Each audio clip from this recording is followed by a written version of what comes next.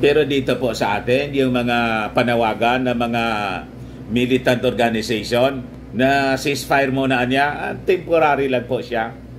Kung baga pagbigyan, alimbawa, temporary, parang yung dito po sa atin, ceasefire niya, peace talks. Pagkatapos ng ceasefire peace talks, kasi palapitan niya yung Pasko.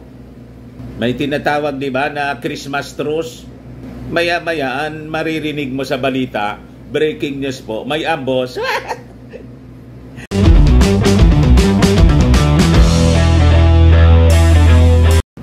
Yung mga makabayan, congressmen, mga kababayan, sumaklolo po sa mga Palestino. Hindi naman na niya, Mr. Maravillas, hindi man nakapagtataka kasi mga kaori nila. Oo nga, kaori nila. Ayan po ang balita. House told to condemn Israel's aggression versus Palestinians. Call for truce. Nangialam po, pati sa gira doon sa Israel with Hamas. Talaga niya, Mr. Maravillas, birds of the same feather talaga. Fly away. But before kong ibigay sa inyo yung complete story, click subscribe muna dito sa ating YouTube channel and hit the notification bell po para lagi kang updated sa mga kaganapan dito sa ating bansa at sa buong mundo. Like and share na rin po ninyo ng ating video. Saka wag na rin po ninyo na skip yung ating mga commercial ads para tuloy-tuloy ang pag-unlad ng bagong Pilipinas. Ayan po mga kababayan yung balita ngayon. Durog-durog na po yung Gaza. Pinili nila mga kababayan yung ganyang buhay. Gusto kasi nila ng gira. Ayaw nilang patahimikin mga kababayan yung Israel. Gusto nilang i-wipe out sa mapa ng mundo. Ayan, Israel pounds Gaza. Ayan po yung mga balita. Tingnan ninyo. Ang kaawa-awa yung mga bata. That's the choice ng mga Palestino. Kasi hinayaan nila yung mga Hamas, yung mamuno sa kanila. Winarningan na sila ng Israel. Ayaw man nilang makinig. Parang yung mga anti-government dito po. Ayaw makinig, mga kababayan sa gobyerno. Kaya magkakasundo sila. Ayan po, Israel pounds Gaza after night raids targeting Hamas tunnels. You see? Sabi ko, yung gira po sa mundo, matatapos lang po sa pagbabalik na ng ating Panginoong Hesukristo. Siya po yung magbibigay ng totoong peace sa mundo. Kasi yung gagawin ng ating Panginoong Hesukristo, mga kababayan, sa kanyang pagbabalik, yung mga armas, i-destroy niya yon at gagawin niyang mga gamit sa pagsasaka. At wala ng military training. Kaya wala ng gira po Ngayon po, sigan military training natin. Kaya may gira. Pag hindi ka man mag-military training at hindi ka mag-purchase ng armas, tulad ng dapat ginagawa natin modernization ng ating armed forces, lalamunin naman tayo ng mga kalaban natin tulad ng ginagawa ngayon sa West Philippine Sea ng China. So we will be forced na mag-armas tayo to defend our country, our territory. Ganun po kasi yung natura ng tao. Yung magnasa ng hindi kanya, tulad ng mga Chinese rito. Hindi man kanila pinagnanasaan. Ganun din po sa Israel, in the Middle East. In every country na may gera, ang madalas na pinag-aawayan, lupa po, and yung yaman ng bansa. Bakit niya, Mr. Maravillas, nasusulat ba siya? Nasusulat po. Ayan, sabi sa Isaiah. Sabi diyan sa Isaiah chapter 2, verse 4. He shall judge between the nations and rebuke many people. They shall beat their swords into plowshares and their spears into pruning hooks. Nation shall not lift up sword against nation, neither shall they learn war anymore. So, hindi na sila mag-aaral pa na makipagdigma. Wala ng military training po. Kasi lahat ng armas will be destroyed during the second coming ng ating Panginoong Hesukristo, and there will be eternal peace. Pero dito po sa atin, yung mga panawagan ng mga militant organization na ceasefire muna niya, temporary lang po siya. Kung baga pagbigyan, alimbawa, temporary, parang yung dito po sa atin, ceasefire niya, peace talks. Pagkatapos ng ceasefire peace talks, kasi palapitan niya yung Pasko. May tinatawag, di ba, na Christmas truce. Maya-mayaan, maririnig mo sa balita, breaking news po, may ambos. Ganon ang natura ng tao. Traidoran po. Yun ang nangyari doon. Dahil itong panawagan po ng mga militant organization, wala man silbi po siya.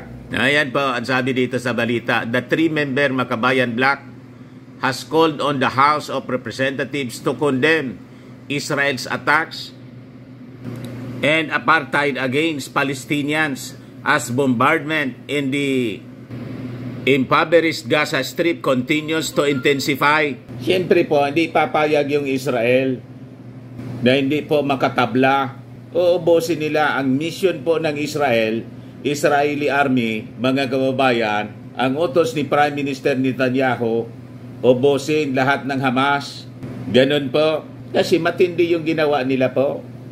Noong October 7, hindi po pa intulutan ng Israel na maulit pa yon. So sabi dyan, in a still unnumbered resolution, House Resolution, Representatives Franz Castro, Arlene Brosas, Raul Manuel also urged the lower chamber to call for a ceasefire. Suntok sa buwan po, pagsayang lang ng oras at laway yung inyong mga panawagan. Useless lang po yung mga resolution ninyo.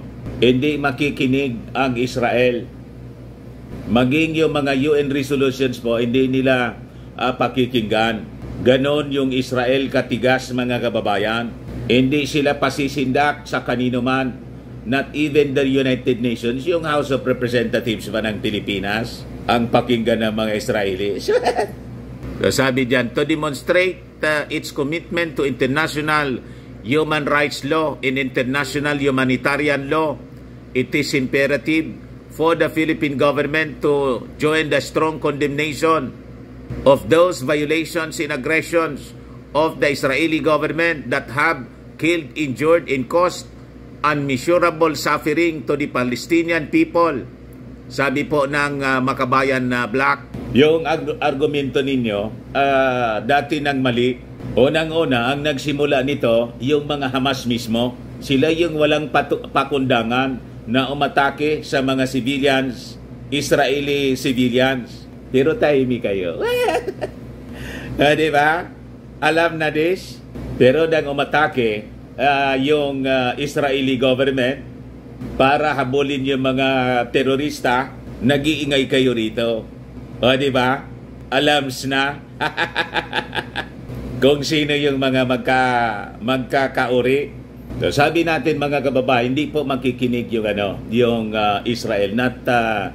Not even to the United Nations, hindi po nila pakikinggan. Ito po yung balita ngayon. Israel intensified its attacks on Gaza, calling for civilians to flee south, where it vowed aid would increase as the Red Cross warned of intolerable suffering. So makikita ninyo na yung Israeli government, mga kababayan, ayaw nilang may madamay. Kaya pinapatakas, umalis na niya kayo dyan. Matitigas yung ulo ng mga Palestino. Kasi nga, kalyado nila yung Hamas. Galing mismo sa rank nila yung Hamas. So sila na mga civilians na ayaw umalis doon, collateral damage sila ang ibig sabihin. The United Nations warned thousands more civilians could die in Gaza as Israel declared the war had entered a second stage, stepping up its ground operations inside the Hamas-run territory. Inayaan nila kasi yung Hamas na siyang mamuno sa kanila. So damay-damay na po. Israel unleashed a massive bombing campaign after Hamas gunmen stormed across the border on October 7, killing 1,400 people, mostly civilians, and seizing 230 hostages according to Israeli officials. Yung mga hostages po, mga kababayan, swerte na lang kung makaligtas sila. But Israel will never negotiate sa mga Israeli po. Considered ng patay yung mga hostages. So sabi dyan, since then, relentless Israeli strikes on Gaza have killed more than 8,000 people, half of them children, the Hamas-controlled health ministry in the territory said. That is your choice. Di ba? Walang ibang sisisihin kundi kayo. Kayo yung umatake. O ngayon, rumisbak yung Israel. Tapos magrereklamo kayo sa mga casualties. This is a catastrophic failing that the world must not tolerate. Thousands of buildings have been flattened in the overcrowded territory of the 2.4 million people, with more than half the population displaced as Israel imposed a near total siege. So that is the price of war. That is the price sa inyo pong ginawa. Sabi nga sa Bible, yung mga pagkakasala na ganito, the penalty is death. So pinili ninyo yung penalty of death. Pwede sanang iwasan yon. Yung mataki kayo. So you have to pay the price. And the price is death. So yan po ang itsura ngayon. That is the choice na pinili ng mga Palestino. So ganun po yung tama na pananaw. Hindi yung mga baluktot na pananaw mga kababayan ng mga militant. Lagi man na niya Mr. Maravillas baluktot. Kaya nga, hindi na tayo nagtaka. Yan man lang mga kababayan. Baka lang gusto ninyo po itong itry. Firmax Firming and Lifting Cream. Pinapahid po sa mga pulses and affected area. Mahinam po sa paninigas na mga kaso-kasuan.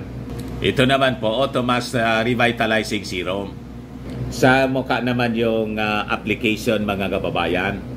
Anti-aging siya. You will look 10 years younger than your age. Sa mga cancer patients naman po, Ning siya Red Mix Fruit Drink. Hindi man po siya gamot, food supplement siya. Kaya lang, gawa siya mga kababayan sa goji berry. Yung goji berry, may anti-cancer properties. Yung mga inquiries po ninyo, dumiretso na lang kayo sa aming messenger sa Facebook para masagot namin agad. Ayos pa. May announcement pala yung Colossal Fitness Gym. Gym will remain open on November 1 and 2. Ayan po. Yan po yung announcement ng Colossal Fitness Gym. For your inquiries po, doon sa mga gusto na mag-gym, contact lang ninyo po yung aking anak, Jilon Maravillas. Yan po mga kababayan. Ang contact number niya, 0966-802-0949. Ang Colossal Fitness Gym, makukuha po, matatagpuan po sa Security Bank Building, third floor, Security Bank Building, Lanco Business Park, Legazpi City. Ayas, ako po si Dante Maravillas. Bye-bye po. God bless.